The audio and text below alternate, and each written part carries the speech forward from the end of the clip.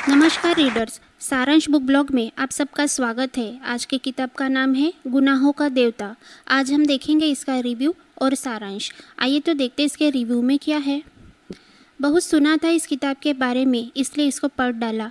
लेखक धर्मवीर भारती द्वारा लिखित रोमांटिक उपन्यास गुनाहों का देवता पिछले कई सालों से लोकप्रिय रहा है।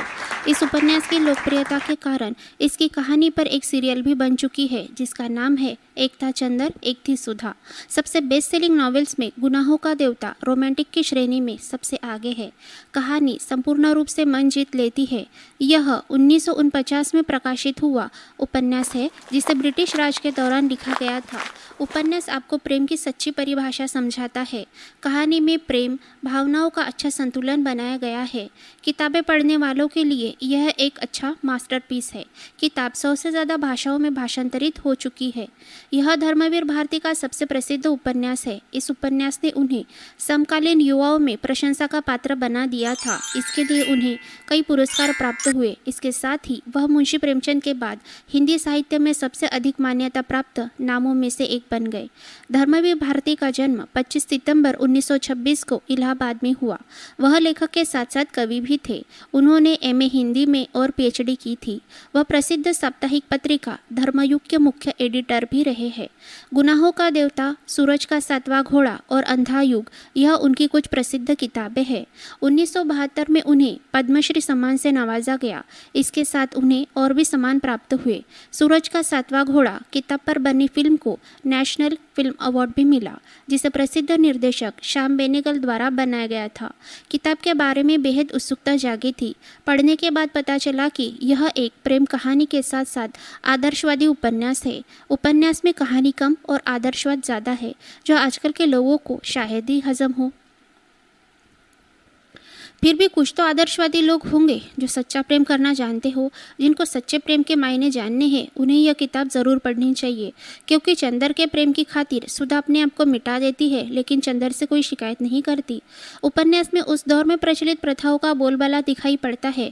जैसे कि सुधा के पिता चंदर को मानते तो अपना बेटा ही है, फिर भी वह हमेशा चौके के बाहर ही खाना खाता है। सुधा की सहेली चंदर से पर्दा करती है। सुधा और चंदर का प्रेम इतना पवित्र बताया है कि उन दोनों को पता ही नहीं चलता कि वह एक दूसरे से प्रेम करते हैं। जब सुधा शादी करके चंदर से दूर जाती है, तब उसे अपने जीवन में आए खालीपन का एहसास होता है। उसकी सहेली पम्मी और उसका भाई बर्टी उसे एक अलग ही आदर्शवाद बताते हैं। कुछ देर के लिए ही सही, चंदर अपने प्रेम की पवित्रता की ऊंचाई को भूलकर ओछे विचारों से ग्रसित हो जाता है। इसी धुन में वह सुधा और विंती को ठेस पहुंचाता है। चंदर उन दोनों को ठेस पहुंचाकर बहुत बड़ा गुनाह करता है, जबकि उन दोनों ने चंदर को अपने मन में देवता की जगह पर बिठाया होता है। इसीलिए शायद इस किताब का नाम है गुनाहों का देवता। इस अप्रतिम और प्रसिद्ध किताब के लेखक है धर्मवीर भारती। प्रकाशक है भारतीय ज्ञानपीठ। पृष्ठ संख्या है 258 और उपलब्ध है अमेज़ॉन पर। आइए इसी के साथ देखते हैं इस किताब का सारांश। उसके पहले अगर आपने हमारे चैनल को सब्सक्राइब नहीं किया है तो ज़रूर कर लीजिए और नोटिफिकेशन बेल को भी ऑन कर दीजिए, ताकि आने वाले वीडियो की जानकारी सबसे पहले आपको मिल सके। वीडियो अगर अच्छे लगते हैं तो वीडियो को लाइक और शेयर भी ज़रूर कीजिए, जहां हम आपके लिए लेकर आते हैं नेशनल और इंटरनेशनल बुक रिव्यूज़ और समरीज हिंदी में। तो जुड़े रहिए सारांश बुक ब्लॉग के साथ। आइए इसी के साथ देखते हैं इसका सारांश।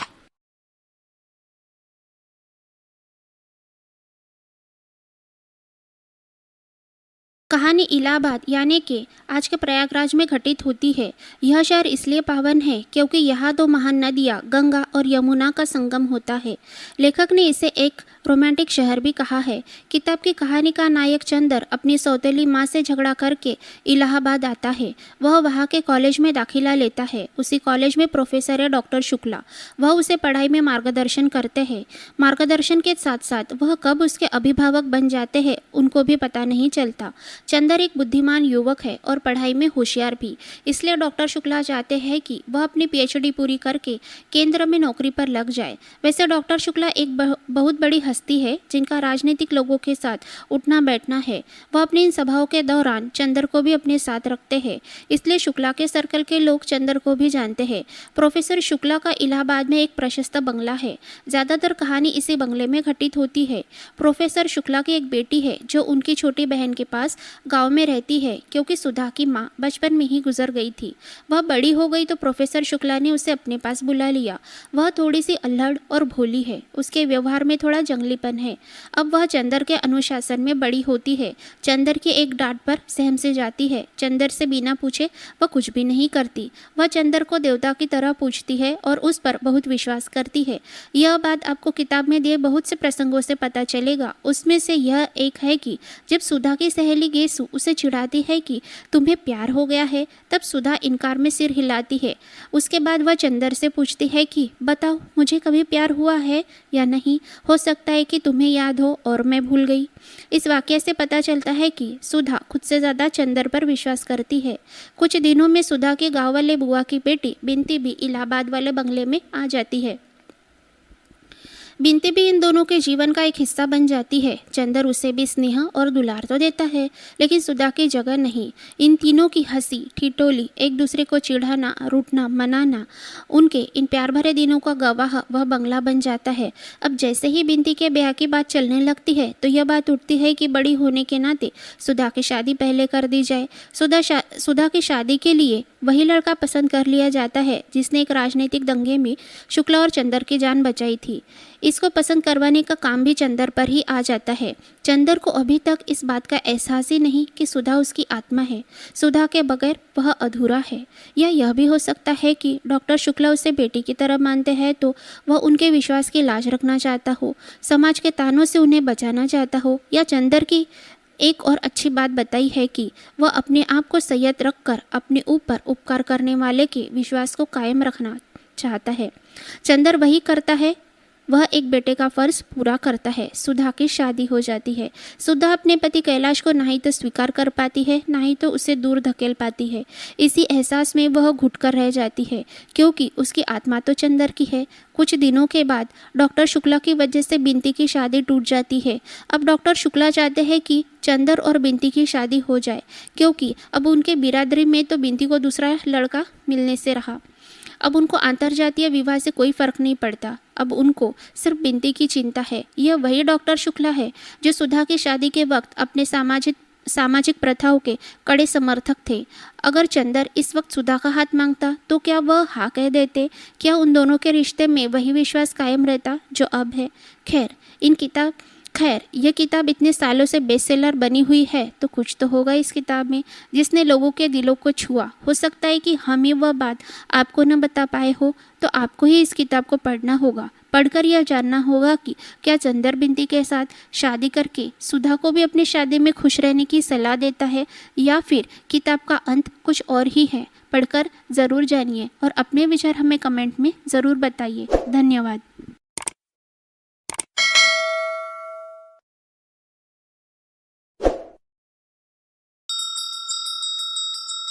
Story number 22। क्या आप जानते हैं कि सर्पों की जीभ 2 भागों में कैसे बट गई?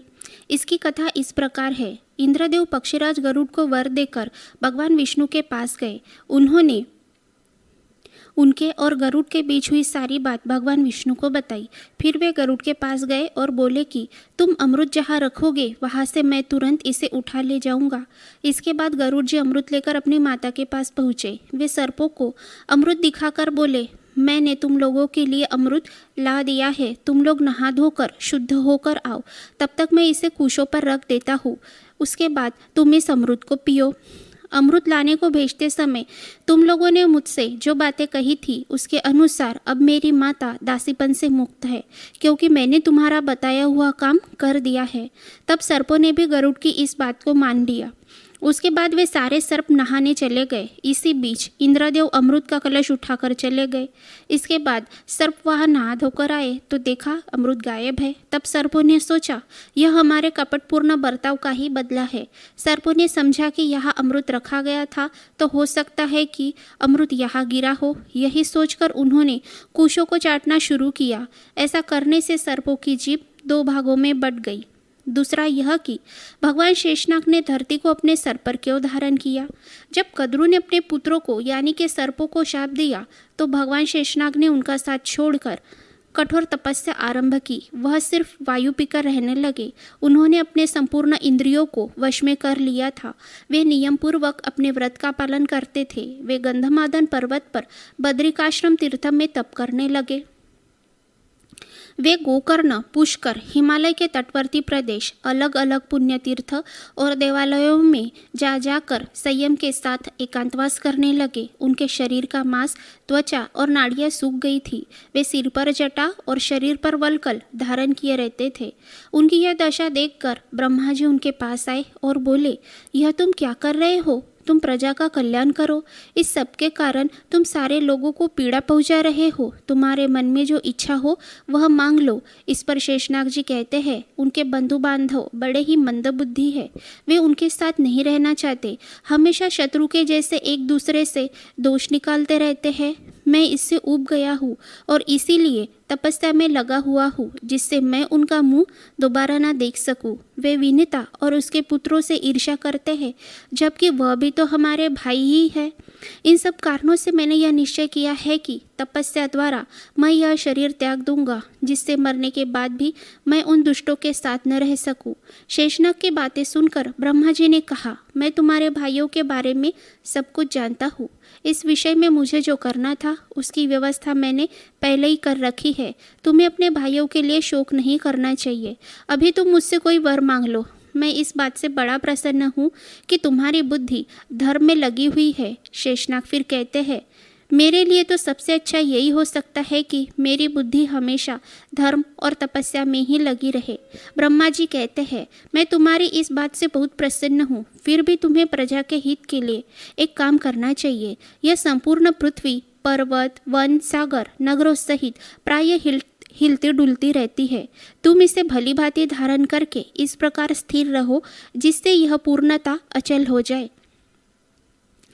शेषनाग जी ने ब्रह्मा जी को धरती उनके सिर पर रखने के लिए कहा। इस पर ब्रह्मा जी कहते हैं कि तुम ही पृथ्वी के नीचे चले जाओ। यह स्वयं ही तुम्हें वहां जाने के लिए रास्ता दे देगी। फिर तुम इसे अपने सिर पर धारण कर लो। ब्रह्मा जी की आज्ञा से सर्पों में सबसे पहले सर्प शेषनाग जी ने पृथ्वी के विवर में प्रवेश करके समुद्र से घिरी हुई इस धरती को सब ओर से पकड़कर सिर पर धारण कर लिया। तभी से यह पृथ्वी स्थिर हो गई। तब से भगवान शेषनाग पाताल लोक में निवास करने लगे। ब्रह्मा जी ने भगवान शेषनाग की सहायता के लिए विनीत पुत्र गरुड़ को सहायक बना दिया।